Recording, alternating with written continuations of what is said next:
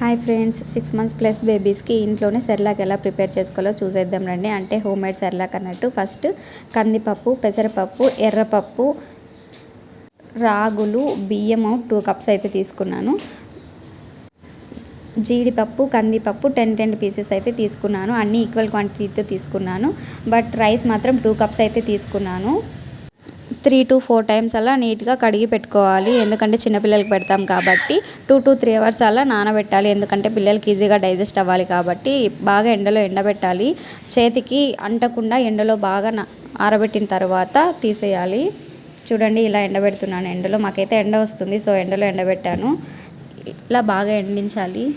తేమ అనేది చేతికి అంటకుండా చూడండి ఇలా. తర్వాత పక్కకు తీసేయాలి. చూడండి, ఇలా అసలు చేతికి అంటట్లేదు. ఎంత బాగా ఆరిపోయినాయి, ఎండిపోయినాయి బాగా. తర్వాత స్టవ్ పైన ప్యాన్ పెట్టి తర్వాత ఇలా బాగా డ్రై రోస్ట్ చేసుకోవాలి. లో ఫ్లేమ్లో కానీ మీడియం ఫ్లేమ్లో కానీ. నేనైతే లో ఫ్లేమ్లో అయితే బాగా రోస్ట్ చేసుకున్నాను. ఎందుకంటే 15 days వరకు స్టోర్ చేస్తాం కదండి, బాగా స్మెల్ అనేది వస్తుంది. స్టోర్ చేసుకోవడానికి చెడిపోకుండా ఉంటుంది పౌడర్ అనేది. అందుకనేసి బాగా ఇలా డ్రై రోస్ట్ చేస్తున్నాను. చూడండి ఇలా. తర్వాత పక్కకు తీసుకోవాలి. తర్వాత అదే ప్యాన్ పెట్టుకొని బాదం పప్పు, జీడిపప్పు వేసి బాగా ఒక 3 minutes అలా డ్రై రోస్ట్ చేసుకోవాలి. 2 to 3 minutes అలాగా. తర్వాత జీలకర్ర కూడా వేసాను, ఎందుకంటే పిల్లలకి ఈజీగా డైజెషన్ అవ్వడానికి.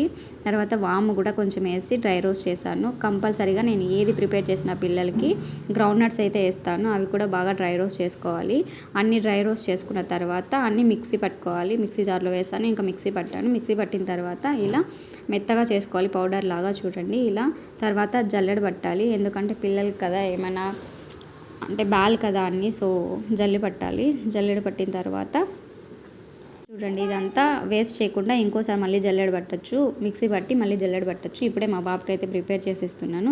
సో 2 spoons వేసుకున్నాను పౌడర్ అనేది. అందులోకి 1 cup ఆఫ్ వాటర్ వేసుకోవాలి. నాకు తెలుసు కాబట్టి డైరెక్ట్గా అలాగే వేసేస్తున్నాను. ఎవరికైనా కొలతలు కావాలంటే కొలతలతోనే వేసుకోవచ్చు. ఏదైనా ప్యూరీ కానీ ఏదైనా కానీ సెర్లాక్ అనేది ఎలా ఉండాలంటే దోసపిండి కన్సిస్టెన్సీలో మాత్రమే ఉండాలి. అప్పుడైతే పిల్లలకి బాగా తినడానికి అవుతుంది.